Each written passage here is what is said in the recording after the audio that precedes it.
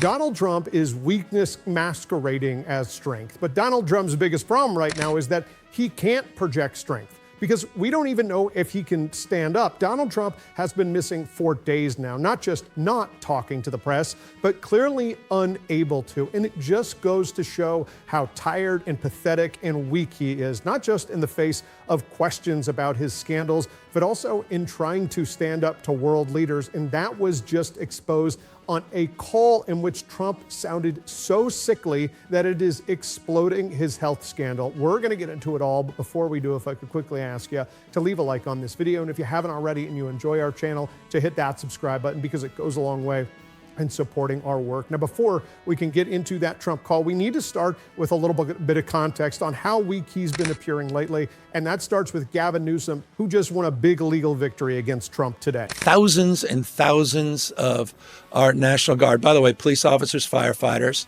teachers, that were pulled off the beat and their day jobs, ended up in the armories doing literally nothing. Hundreds of millions of dollars of taxpayers' money. They had nothing to do.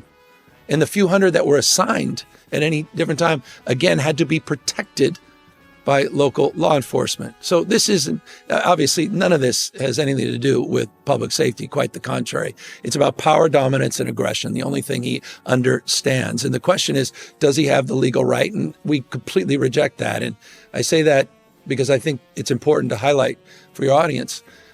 We are not just saying that, we have asserted that. And we were in federal court 2 weeks ago doing oral arguments. We deposed members of the Trump administration under the posse comitatus framework that the U.S. military cannot be deployed for domestic law enforcement purposes. And Justice Breyer is about to have the first judgment, first opinion that will be published ever on the posse comitatus case that could have a real impact on what Trump is doing all across the United States. And so we're trying to assert ourselves in the courts, not just the court of public opinion, and push back against what he's doing. But I said this literally months ago, that LA is a preview of things to come. DC is a preview of things to come in every major city across this country. Donald Trump is consistently showing that he is uninterested in actually governing. His move to bring in the National Guard to DC is not some long-term policy plan, because the problems that cause crime in our country, that cause homelessness in our country, are baked into a broken system.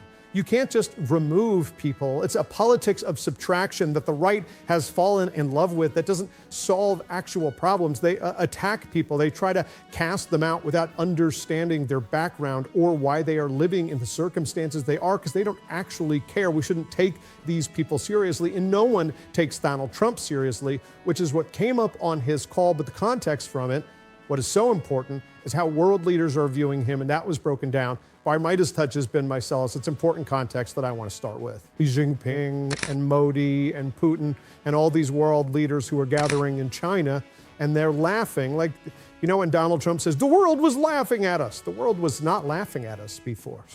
The world is quite literally laughing at us right now, and you have China asserting itself as a major global power. As Financial Times reports, Chinese President Xi Jinping called on Russia, India, and other regional powers to join China in challenging the U.S.-led global order, promoting multilateralism, free trade, and a more just system at a security forum in Tianjin in China.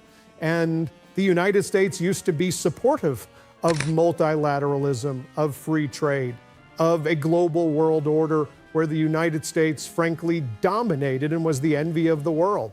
The dollar was strong, the American bond market was strong, and right now we're seeing the opposite. Donald Trump is being laughed at and mocked on the world stage because, much like at home, abroad, it is clear how pathetic he is. Donald Trump is sickly, he is weak, he is willing to bend the knee to authoritarians, to dictators who he just wants them to bat their eyelashes at Trump because he's so susceptible to flattery.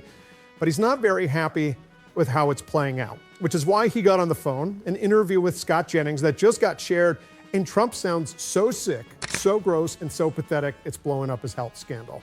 I'm very disappointed in him. He and I always had a great relationship. Very disappointed. Thousands of people are dying. They're not Americans that are dying, but they're Russians and they're Ukrainians, and there's thousands, and it's a war that makes no sense. And it would have never started if I were president, and that's what bothers me even more, because the election was totally rigged, and it's a shame.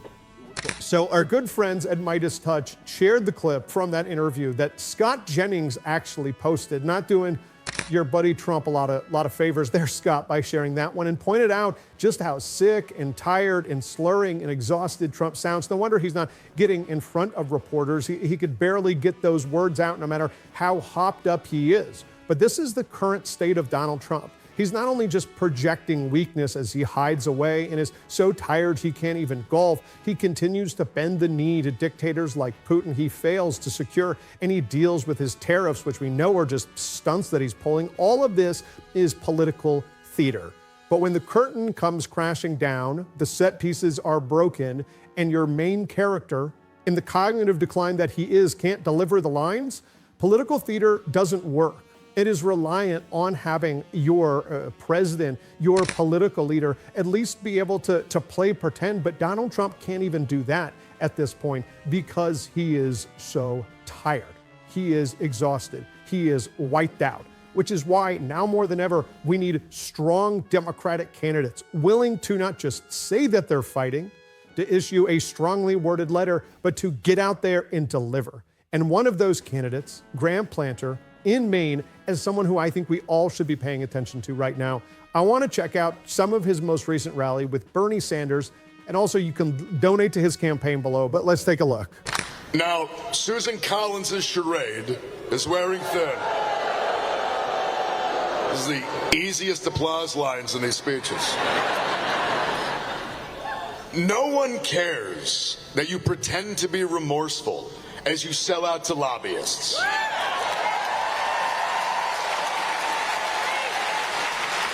No one cares while you sell out to corporations, and no one cares while you sell out to a president who are all engineering the greatest redistribution of wealth from the working class to the ruling class in American history.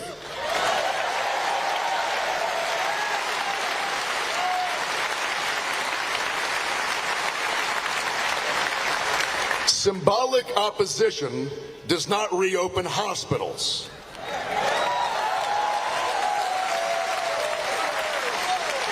Weak condemnations do not bring back Roe v. Wade.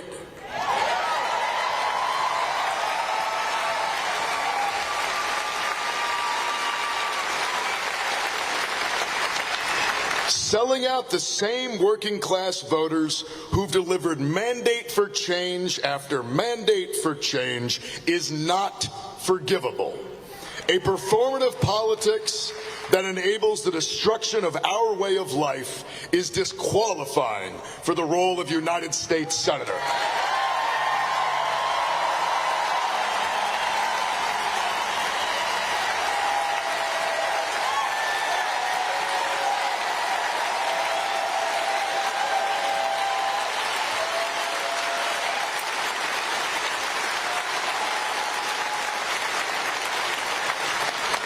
Maine deserves better than Susan Collins. And Maine deserves an alternative who is not at risk of being mistaken as being beholden to the same status quo that she is. I am running because it is time for change. The Democratic Party needs to be done with the platitudes. We don't want fighters, we want killers. We need people who go out and actually deliver. Look at Gavin Newsom right now. Gavin's not just talking about redistricting, he's carrying out the plan. He saw Republicans go forward. He says, I'm going on the offensive. You're stealing 5 seats. I'm going to make sure we take back 5 seats. I'm actually going to walk the walk. I'm going to do what needs to be done. And I'm going to invest our energy into delivering real results. And it's not just in beating back Donald Trump's attempts to steal elections where we need to be putting our energy. We need to be putting our energy into investing and showing people that we actually care and can deliver for them. that we are also fighting with real moral clarity. And that is exactly what Graham talked about when making a statement that we all, as Democrats, should get on board with, that it's not just about making sure that American kids at home are safe, have schools to go and learn in, are fed, but kids around the world, and that includes at Gaza. Graham said it so perfectly right here. Our taxpayer dollars can build schools and hospitals in America, not bombs to destroy them in Gaza.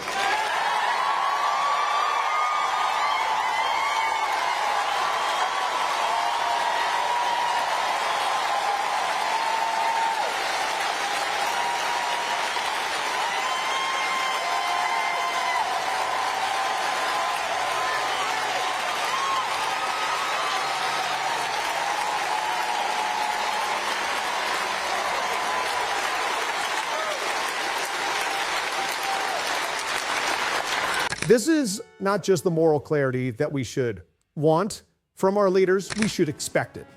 This should be the norm. No corporate money, no AIPAC money, a willingness to call a genocide in Gaza a genocide, to act like it's a genocide, and to speak out against Democrats who are unwilling to say the same. It is not party infighting when we try to make our party better.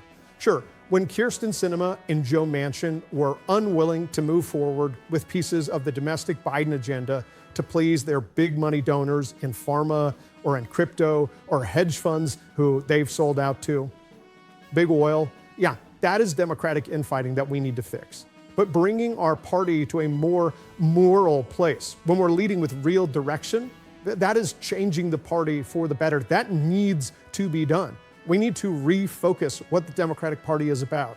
This narrative that the Republicans and Democrats are the same, that we're all bought out by the same corrupt corporate players, it works because we haven't worked to change people's mind on it. We need candidates like Graham speaking out, and he did right here.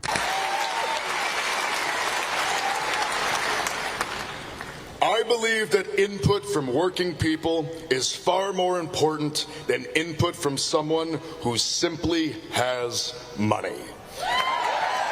The Democratic Party must be the party of working people.